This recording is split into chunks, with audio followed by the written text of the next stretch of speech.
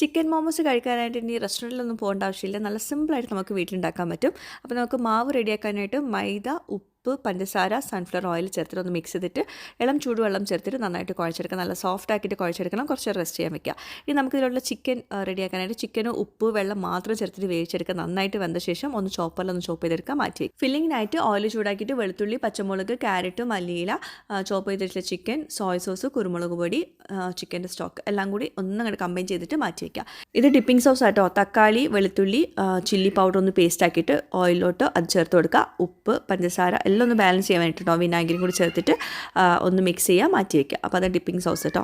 ഇനി മാവ് നല്ല തിന്നാക്കിയിട്ട് പരത്തിയെടുക്കണം. എന്നിട്ട് അത് കട്ട് ചെയ്തിട്ട് അതിനകത്ത് നമ്മൾ ഫില്ലിംഗ് വെച്ച് കൊടുക്കുക. എന്നിട്ട് ഞൊറിഞ്ഞെടുത്തിട്ട് 15 മിനിറ്റ് നമ്മൾ സ്റ്റീം ചെയ്തെടുക്കണം. ഡീറ്റെയിൽ ആയിട്ട് ഞാൻ Aisha's kitchen YouTube channel share ചെയ്തിട്ടുണ്ട്. കാണാത്തതുണ്ടെങ്കിൽ കണ്ടു നോക്കാം. അപ്പോൾ എല്ലാവരും ട്രൈ ചെയ്ത് നോക്കാം. നല്ല പെർഫെക്റ്റ് ആയിട്ടുള്ള ചിക്കൻ മോമോസാണ്. അതിൻ്റെ കൂടെയുള്ള സോസും അടിപൊളിയാണ്. എല്ലാവരും ട്രൈ ചെയ്യാം കേട്ടോ. താങ്ക്